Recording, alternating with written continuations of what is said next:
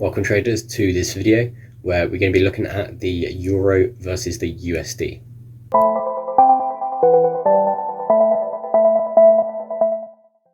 Okay, so we've had a lot of questions and queries regarding the actual charting breakdown, the technical tools that we use, and actually how we analyze the charts on our screens.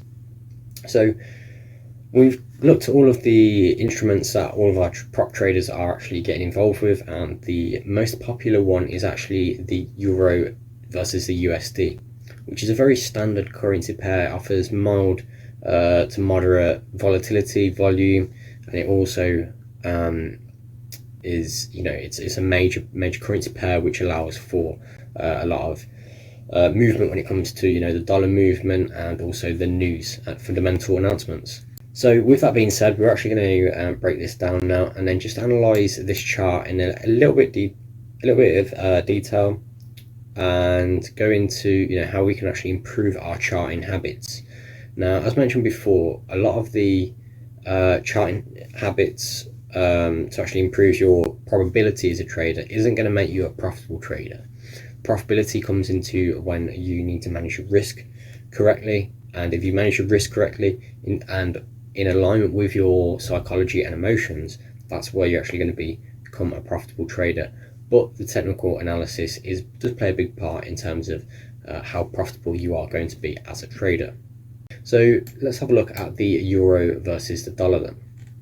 So if we step back onto the monthly and just get a little bit of clarity then, so we can see that prior month was in fact a very bearish from pretty much the highs of the bodies here. We did get squashed all the way down into these moving averages here. We can see here this is a 200 moving average, which we are kind of using as resistance at the moment, and then the other moving averages are pretty bullish. Current month is coming to a closure. We're looking at the 27th of July here, and we can see that we've kind of not moved massively this month, but basically been squashed between the two moving averages, and also we've been squashed in terms of looking at this whole sort of area of analysis here.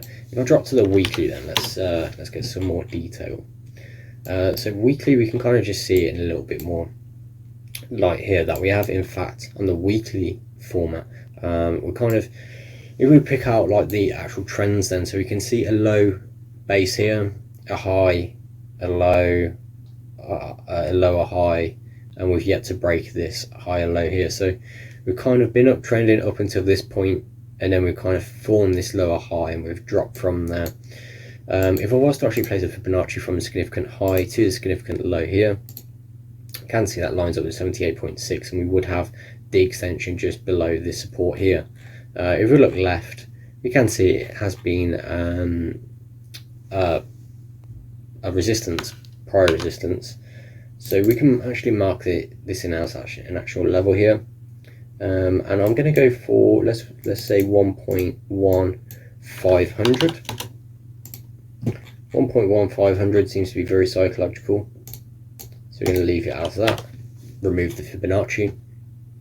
And yeah, let's drop down to the daily then. So I'm just going to quickly envision what's actually going to play out here. So on the daily, we can see a little bit more of a downtrend here, lower low, lower high, lower low, lower high, lower low, and we're kind of riding on this bearish moving averages here on the daily, and we have actually crossed back to the downside within the 200 daily moving average. So we've obviously got some support here and support levels here, but I do think that this is fairly bearish now in terms of the pressure that's building and the actual overall direction that we're heading on a weekly and daily format. So ultimately, if we do actually take out the lows here, then we will press much lower, probably into this 1.1500. So other tools that we can actually use are potentially trend lines. We can use a trend line base here, so kind of breakout, which we kind of had retest, which we're having now, and then a break of the initial break down at the bottom of those wicks there would provide a decent confidence for an entry point into shorting this, but I would imagine that there's going to be a lot of manipulation around that trend line there, because a lot of traders will actually be looking at the same sort of trend lines there. And what we need to be doing is looking for confluences and building an analysis around, you know, where the bigger investors, where the market makers are going to be looking to shift the market in the direction for most profit for them, which is going to be, you know, where most people are going to be absorbing losses, and also where the stop losses will are going to be hit. So if we now drop down onto the 4-hour time frame here, so 4-hour time frame, we can see here further downtrend, confirmation, lower lows, lower highs, lower lows, lower highs, etc. So yeah, I mean, if we was to break the support now, I do think that we are going to move down in quite quick succession. But let's hop back to the day, just because I'm getting a little bit